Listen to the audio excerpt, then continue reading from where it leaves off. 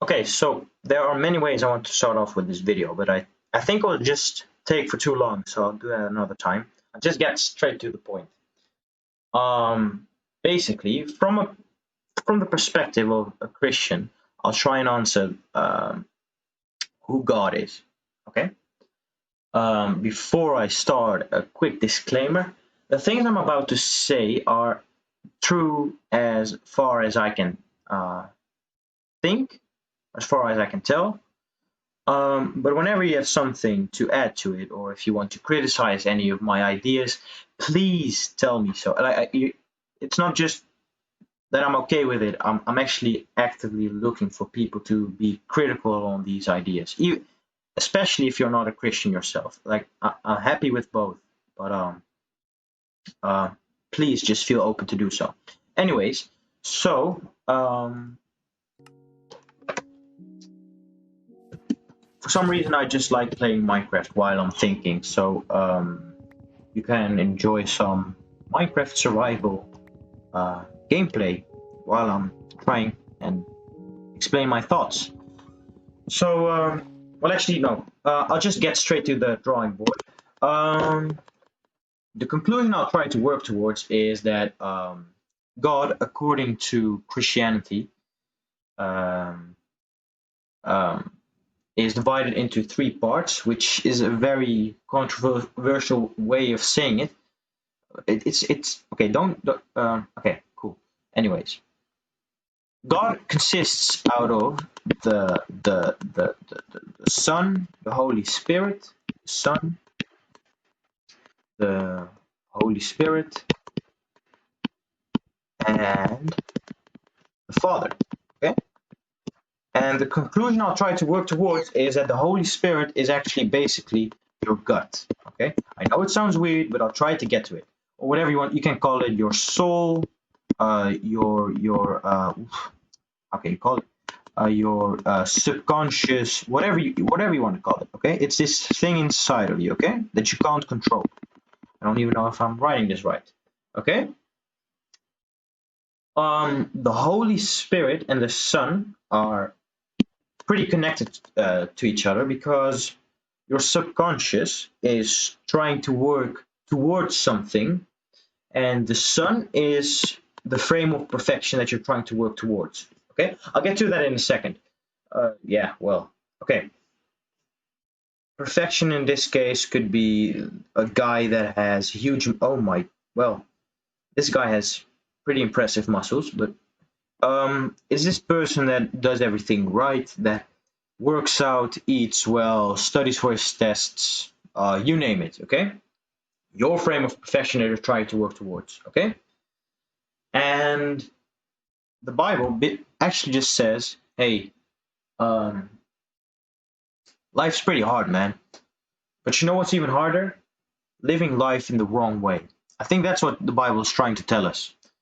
And it guides us, it tries to tell us, hey, the best way to live your life is to listen to your subconscious gut, soul, or whatever you want to call it. Listen to it. Set a plan. No, wait. So first you listen to your gut. Okay, so you know what you find meaningful in life first. Based on that, you set a frame of perfection, and based on that perfection, you'll try to come up with a plan to work towards that goal. Okay, so you will try to reach this frame of perfection. Okay, you'll never be able to because we as humans are pretty flawed, but you'll at least try to. And the Father is one that I might struggle the most with because I don't exactly know how to call it. I'm pretty sure that some cultures have something similar, and they call it the Dragon of Chaos. Okay, so I know that was introduced by Jordan Peterson as the Dragon of Chaos by the Mesopotamians or something. So it's the Dragon of Chaos. Okay, I'm not going to draw it out each time. And basically, what this one is the part of the world that we can't control. Okay, so just keep these three in mind. I know it sounds very weird if I say it like this, but I just wanted to get the point across first, and now I'm going to try and explain it. Okay. So, I'm not going to play Minecraft. I'm going to keep on drawing immediately because I want to take a story from the Old Testament, which is the story of Joan, or Jonah, as we call it in Dutch. Okay, so Joan. I think it's Joan in English. Okay, Joan. So Joan was a guy, okay, in the Old Testament, and yeah, so God told him,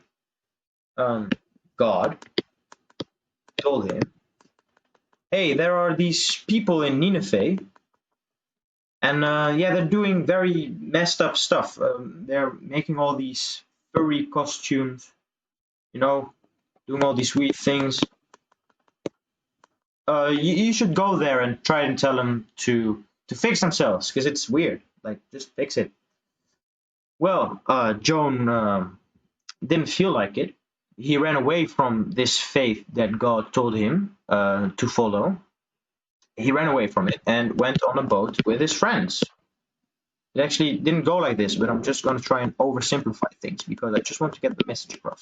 Okay, so this is Joan, his friends, and another friend. Okay, at some point the boat started to sink, and Joan knew that the boat was sinking because he didn't listen to God. Okay, so he jumped into the water, and a big fish. Okay, so that's an ugly fish, but okay. A big fish came along and ate him, but he didn't die. The fish just swallowed Joan. And 3 days later, Joan got out of the fish, and he decided to go to Nineveh. Then he fixed himself. Okay, it's a bit of a weird story if I say it like this. Well, actually, it's not. This is actually, you shouldn't just look at this story and take the story literally as it is and not look behind it, because I think the story behind it is much more important than the story itself. Because the story behind it is, hey, there's this voice inside of you telling you to, okay, I'll just make this frame, okay? Telling you to do certain stuff. In my case, I have a voice in my head telling me to study for a computer programming course because I want to become a computer scientist, okay? So a software engineer, I mean. Okay. So there's this voice telling me to go and try out some coding, okay? Well, I personally don't feel like it. I much rather just play games with my friends. How will I do this? Okay. This right here is a console. Don't question it. It's a console. Look, it's a console. Okay, so I start gaming, and as a result of it, I get a failing grade. I get eaten by the fish. Okay. Well, after I get a bad grade, it's not the end of the world because I know, hey, okay, so I messed up my plan. I ignored this voice inside of my head. Okay, this gut feeling inside of my head, or God, or whatever you want to call it. I ignored this voice inside of my head, but I know, hey, I can fix myself if I study even harder for the next test. I can compensate for it. Okay, so I'll just draw a pencil. Actually, I don't do a lot of writing for computer science, but anyways, I'll do some extra homework, and as a result of that, I will pass my courses. Okay, so this is the message that the story is trying to bring to us. I'm pretty sure of it. Or you can change this. You can say, hey, I don't care about grades. I just want to have huge muscles. That's the example that I tried to draw earlier. And to get huge muscles, I need to work out, eat healthy, and do all that type of stuff. But I actually don't want to do that. I just want to eat cookies and pizza. This is a cookie or a pizza. And as a result of that, I can get fat and get a fat gut. Okay. Well, then I'm not happy, but I know I can fix myself. And as a result of that, I can reach my goals anyways. Okay. Now I'll quickly remove this drawing because it's starting to look very messy. Okay. So, okay, before I move on from the gut, there's also another side of the gut, I believe, which is explained by the first story of the Bible, which is the story of Adam and Eve. Okay, so I'm sorry for not playing too much Minecraft right now. It's a lot of drawing. I actually like drawing as well. I hope you like my drawing skills as well. I'm pretty sure you don't. But anyways, so Adam and Eve were created after the world was beautiful as it is. It had everything they needed. It had chickens. It had chickens. It had well, that's almost a creepy chicken, man. Okay, it had chickens. It had bees. It had whoa! I should stop drawing. I should hire someone to draw for me, to be honest. It had orange trees, I believe. Okay, I'll stop drawing because this is horrible. Okay, and I'll draw a car as well. Yeah, cars. Whoa. Yeah, that's a car. They had everything they needed. But for some reason, even though they had everything they needed, they still wanted to reach out for that apple that God told them not to eat from. Okay? Which is very weird. And because they ate from this apple, not only did they get punished by God, but also all of the generations that came after them. And I remember when this story got told to me when I was in kindergarten, and I got angry and I said, hey, well, but isn't it really unfair that we get punished for something that Adam and Eve did in the beginning of time? And my teacher told me, well, it actually isn't unfair because we would have done the exact same thing. We would have also eaten from the apple or the fruit or whatever it was. And I remember I got angry again because I said, no, well, that's ridiculous. I would never eat from the apple. I would never eat from the apple that God forbade me to eat from. Okay. Well, that's maybe I was right at the time, but it doesn't really matter. And here's why.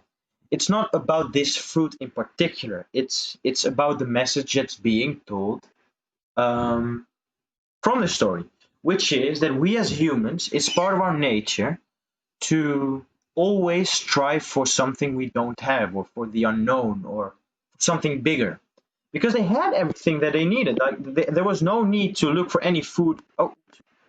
That they didn't have, because they had all the protein, the carbs, the fat. They had it all. For some reason, they wanted to eat from this apple because it looked good or something. I think this is the duality. Well, duality. Okay, it's the second part of how we as humans work, because at one scale, our gut wants to work towards big things like muscles and a fulfilling career, good relationships with your parents, girlfriend, wife, friends, whatever. Okay? And at the other side, we have lust.